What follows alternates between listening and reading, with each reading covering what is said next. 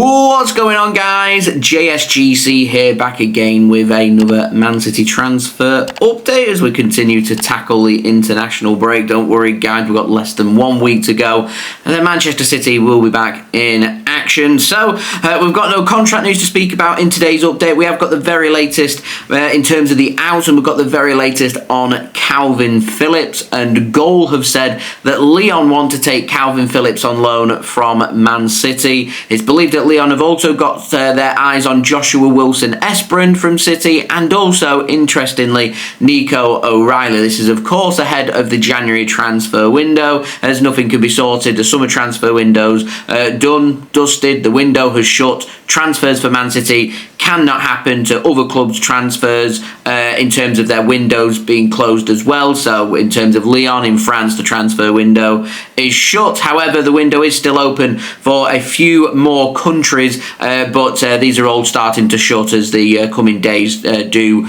go by, and I am expecting Man City to not let anybody else go until at least the January transfer window. So we're very much looking towards the January transfer window. Lyon, of course, have the right to loan a player from Man City as per the agreement which took Ryan Cherki over to Manchester City, and it's seemingly looking like Lyon have identified a few players, including Kalvin Phillips, who's working on his fitness between now and the January transfer window, who's not been registered by Man City as part of their first team squad. Joshua Wilson-Esbrand, I don't know what's happening with that, so Lyon interested with him as well. Nico O'Reilly, I'm not expecting him to be loaned out. I wouldn't rule out in the next 12 months Nico O'Reilly maybe being loaned out by Man City. Of course, with him signing his new contract, it does mean that he's committed long-term to Man City, so it's all about his development over the next season, how many minutes he's going to get with City, and if he's not getting enough minutes, I imagine he'll want to assess this on a regular basis, and at a young age I'd recommend all young players doing that. So I imagine that Nico O'Reilly will be keeping an eye on how his minutes are looking between now and the January transfer window, and make a decision in January, and if he's happy with his game time, again he'll assess it from next summer onwards as well. Lyon, of course, have the right to loan a player from City, so we'll see what does happen with regards to that. Now, moving on, we've got the very latest on Savinho, and I'm finding this really interesting because the Telegraph have said that Tottenham Hotspur are continuing not to rule out making a move for Savinho in the January transfer market. Now, Tottenham Hotspur, of course, have had some big breaking news over the last week or so with Daniel Levy leaving Tottenham Hotspur, so it's seemingly looking like this wasn't interest coming in from Daniel Levy, but this interest was coming in maybe from Tottenham Hotspur's new manager Thomas Frank, or maybe it was coming in from a sporting director, or maybe somebody else, I don't know, but it's seemingly looking like it's not just a Daniel Levy thing with regards to Savinho. There is genuine interest from those in higher powers at Tottenham Hotspur that they do want to sign Savinho, so much so that they want to assess him between now and the January transfer window, and I suspect that Tottenham Hotspur could be coming back to Manchester City to try and bring Savinho in from the club. Normally with such big transfers, unless there's a huge fee involved, I can't see Man City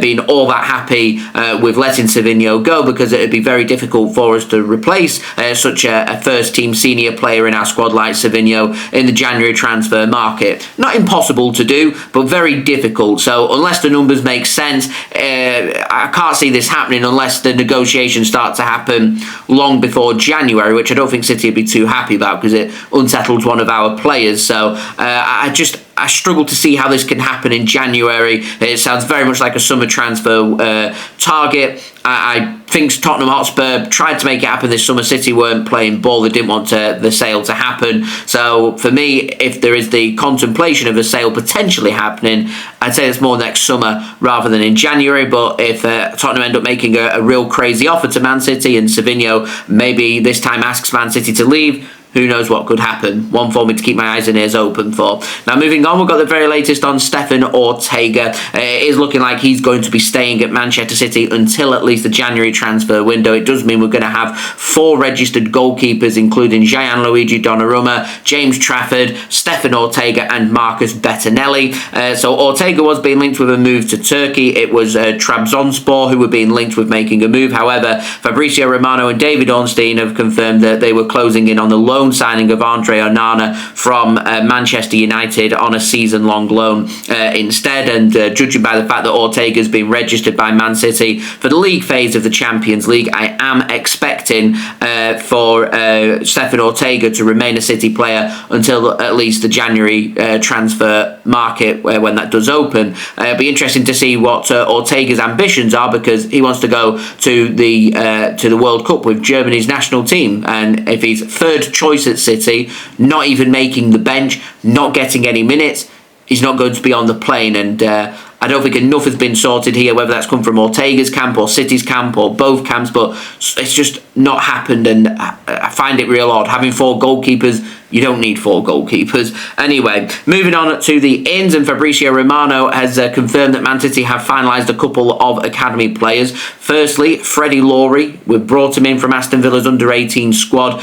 to the City Football Academy. He's a 16-year-old centre-back, already standing at a whopping 6'3". I imagine his growth isn't sorted there, so he could end up being even taller.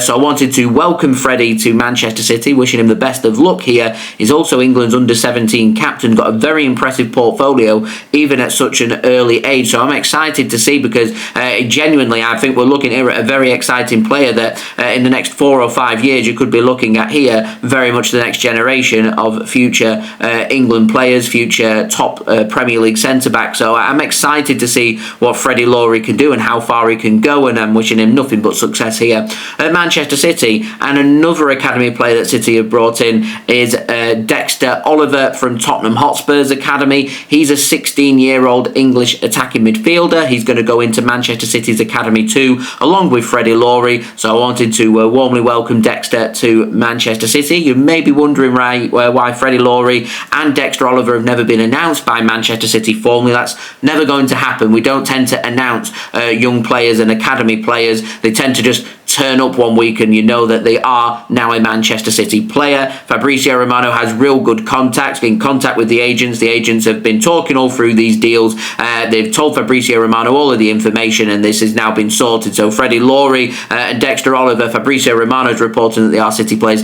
They are City players, and obviously the next time the City Academy gets up and running, these players are made available. You will see them at the City Football Academy very soon. So welcome to Freddie Lawrie to Manchester City, bringing him in from Aston Villa, and also welcome Dexter Oliver, bringing him in from Tottenham Hotspur. So that has been today's transfer update. I hope you enjoyed the video. If you did enjoy this video, please do leave it a thumbs up. We're aiming for 200 likes. Also, don't forget to get your thoughts in the comments below. Do subscribe if you're new around here. It is free to subscribe. I'm going to keep you guys up to date with all the latest City news, including obviously all the build-up to City's upcoming Premier League games. We've got Manchester United coming up, the Manchester Derby next weekend.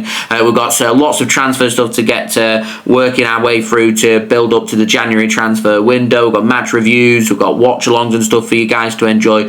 So yeah, plenty of City content to come. Don't forget to subscribe, that would be brilliant. Also, don't forget as well to go and check out my social media links. They're in the description if you want to go and follow me on my X, Instagram and TikTok. Email also in the description too if you want to hit me up for any sponsorships for any videos or any general business inquiries. And I will see you all real soon for the next City video. So I've been JSGC. Thank you everyone for watching. Hope everyone is safe and well. And I don't want to see any comments about the Miami Dolphins. I want to put that game yesterday in the past. I am already thinking to myself, even after just one game, maybe the season's over. It wasn't very impressive, so I don't want to talk about it. I don't want to see any of that in the comments. And yeah, I'll see you soon. Thanks for watching, guys. Peace. Ciao for now.